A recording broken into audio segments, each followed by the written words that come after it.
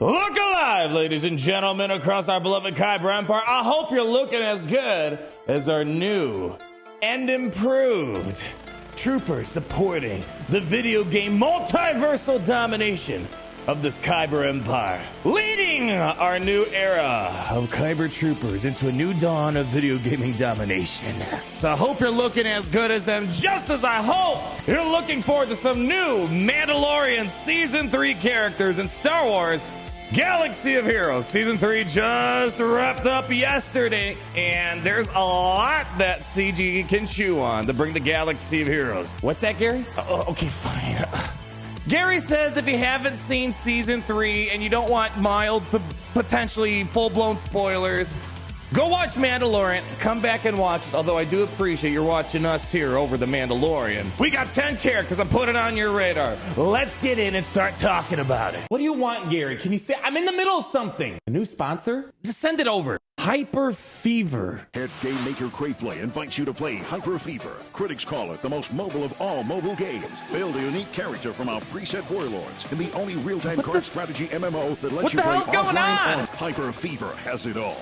Yeah, it has everything that gives me a headache. Wait, this isn't the sponsor? Oh, that's right, you just got punked. The real sponsor is Raid Shadow Legend. We're one of the best hero collectors of all time. And there is currently an egg hunt going on in Raid. Hunt dragon eggs by downloading Raid using my links down below. And from April 14th to May 15th, and you'll have a chance to win legendary Raid champions to Amazon gift cards with a total value of $20,000. If you haven't started playing Raid, now is the time. And if you're a new player, you'll get all of these amazing bonuses. All this treasure will be waiting for you right up here.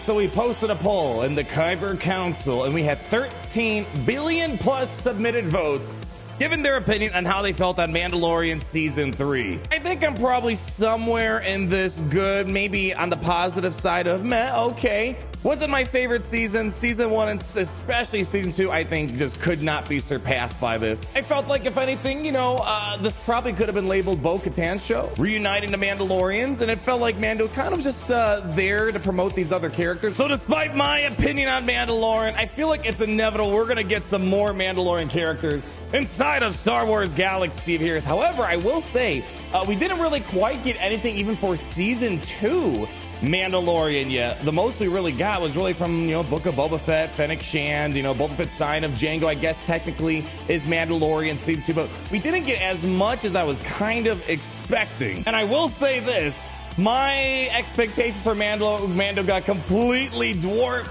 I was excited that Mando was gonna lead Mandalore back together. He was gonna ride the Mythosaur, which I guess could maybe still happen. It's on the table. And I was expecting him to want to keep the Darksaber and unite the clans. But boy, was I and many other folks wrong. I thought we were gonna get a Galactic Legend Mando. After this season, I don't know if he's Galactic Legend worthy, or he kind of felt like the marquee character to the show. So who knows? Maybe Season 4 will kind of get back on the track of maybe a Galactic Legend Mando, but I kind of get why we never got a Darksaber Mando. It would be kind of cool to still get one in Galaxy of Heroes. Obviously, as I was saying, I feel like, if anything, the focal point of this show was around Boca Tan. With Boca Tan, she was in the slumps at the beginning, and then they're like, all right, we're going to give her another try at this whole leading Mandalore thing. So they finally gave her another stab at it. I wasn't too crazy about the technicality of giving the Darksaber the bow. I wish Bo earned it a little bit more, like, you know, but I get it.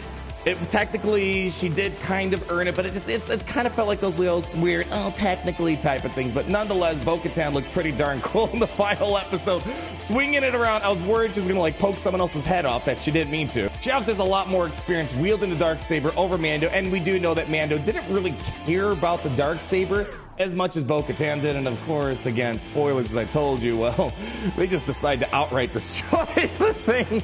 So I guess the question is, are we going to get another Boca Tan? Maybe a legendary, maybe another marquee. It's kind of hard to say. I do think she's definitely elevated herself to being an important role in the foundation of reuniting Mandalore once again. The Boca Tan we already have in game is kind of based off the live action look that we saw inside of Season 2, was it? So I don't know if we're going to get another one just so she can have a Darksaber. It's kind of a very minor time jump, but, you know, getting another Darksaber, you know, I'm not going to be mad about that. What I really want to see, and it pains me that we didn't get enough attention on this, it was very minor at the very end, Boy, oh boy, do I want that pimped out Moff Gideon Beskar armor semi-robot type of look that he got. The guy needed like basically automation in the suit to help him move it. The new Dark Trooper variant right there, really cool. Unfortunately, again, it was didn't get as much screen time as I was hoping to in Mandalorian, but still, nonetheless, really cool to see this suit. But what I really want to see is we're going to kind of talk about a few other things.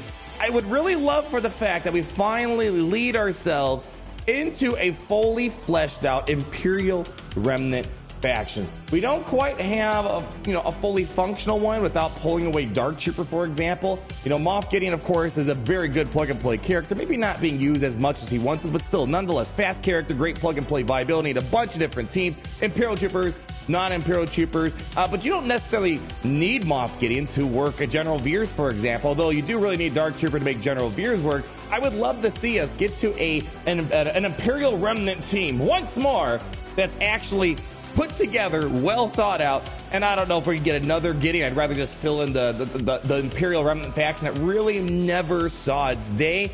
But I wouldn't be mad if they wanted to release another Moff Gideon, and who knows, is that really the Moff Gideon that they quote-unquote killed? I don't even know if they killed him. It's like, somehow Gideon's gonna return. As I told myself the other day, so I wouldn't be surprised if season 4 Moff Gideon shows his head up for another season. And actually, on that note, the other thing I hope we kind of maybe get, if we do end up fleshing out the Imperial Remnants a bit more, getting the Super Commandos. Now, we already have a Super Commando in game. It's a little bit different than the one we see right here, but I think it'd be kind of cool to take maybe the Imperial Remnant tag, throw it on the Super Commando, maybe make the Super Commando a little bit better. Right now, Gar sucks and Imperial Super Commandos, they're not really amazing and not even good, not even average, probably bad at best inside of the game. I think it was really cool seeing Super Commandos come back on the menu.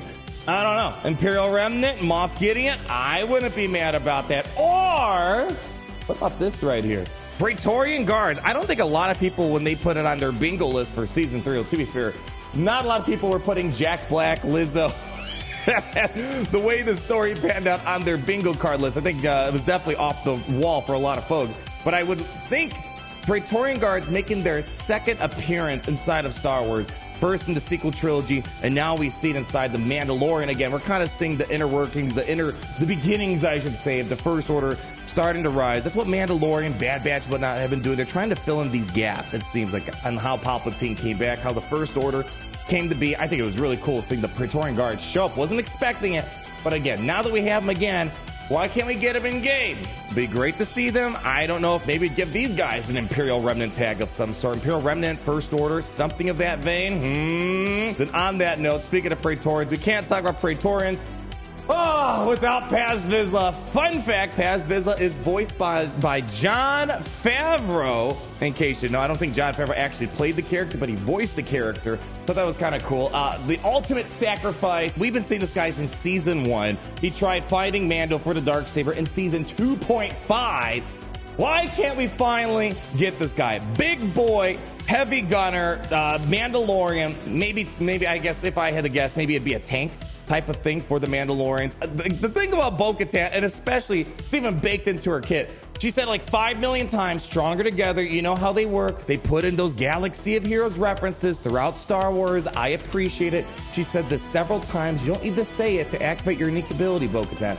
But nonetheless, I would love to see more Mandalorians come to fruition. I mean, we do have quite it's a nice Mandalorian-sized faction, and maybe you could add a few more to create maybe a Maul team, Boca Tan team of some sort. Because right now, Maul only needs a few folks to kind of form the whole entire team. Paz Vizsla, really cool guy, ultimate sacrifice. We have Wolves, one of the mercenaries that Boca Tan had to kind of put back on the leash, be like, yo, bro, we got to kind of work together. Again, another main focal point. I was kind of expecting, because we saw a lot of conflict between Paz Vizsla as well as Wolves. They came and played a normal game of chess without getting in each other's throats. I was kind of expecting Paz made a sacrifice. I thought Axe was going to make a sacrifice because they put a lot of focus on them. He's still around. He's still kicking it. He seemed very excited to see Mandalore be put back together. It was kind of cool at the very end. He'd say, for Mandalore! IG-12. This was a kind of a short-lived type. I mean, I guess to be fair, IG-11 was short-lived as well. But IG-11 had a little bit more screen time than IG-12. I thought this was cute. I get it that Mando and Grogu, they were kind of a little bit more in the background this season, but anytime Grogu does something cute, he's getting hooked up with some bling, Mandalorian bling. He's getting hooked up with toys and snacks, and the first few episodes when he was training as a foundling and he had the little Nerf darts, whatever, it just, the cuteness is too much. It overloads me. I still don't know if we're going to get like a standalone Grogu, but I feel like this is CG's closest way of making Grogu more of his own standalone character inside of Star Wars Galaxy of Heroes. And all I want is 2 abilities. Yes and no. That's all I want. And I want to hear the yes and no inside of Galaxy of Heroes. And on that note, speaking of Navarro, I think they made this character specifically for me. Grieg Cargo, he had a hard time getting people to keep grasp of his ever-changing, ever-growing sense of titles. He's no longer Magistrate. He's High Magistrate. It gets on his nerves. People keep calling me Grand Admiral. I'm not the Grand Admiral. I kind of formed my own empire. Grand Emperor at the minimum.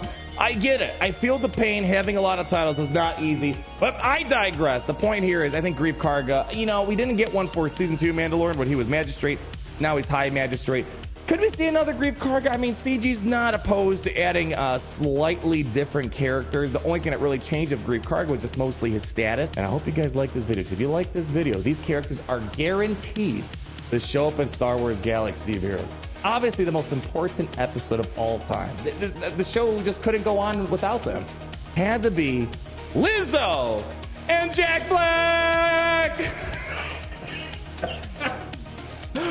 That was not in my bingo card. Saying Jack Black. I'm a big fan of Jack Black. I think he's awesome. I love his music. Me and my cousins, we always love the jam to Tenacious D. It wasn't on my bingo list, and it was kind of funny seeing that Jack Black made an appearance on the same day the Mario movie came out. I have no idea if they timed it out that way, but I thought it was funny. Not my favorite episode, despite loving Jack Black. When I look at these guys, it's like, it took me out of Star Wars. It's like, I look at them, and I was like, hey, I'm not seeing Star Wars. I'm seeing Jack Black and Lizzo, so it really kind of took me out of the moment. It was, I feel like it took a little too much time out of the limited episodes that we had. We've had some pretty wild stuff in Galaxy, so who knows? At the minimum, give me a Jack Black portrait inside of Galaxy. Then I'll be talking. Nonetheless, ladies and gentlemen, woo! Let's just say, CG, you got a lot of stuff on the menu to pick from. Let me know what characters you feel pretty confident are coming to Star Wars Galaxy. Which ones do you personally want that I mentioned, that I didn't mention, and how badly do you want Lizzo and Jack Black? That was one of the weird, I think that was the lowest rated episode, right? In Mandalorian. Yeah, it was kind of a weird, okay type of episode. Anyways, like, comment down, and subscribe so you're not missing a thing. And always remember that it's great to be in the Empire today. Oh, it's great to be in the Empire today. The sun never sets.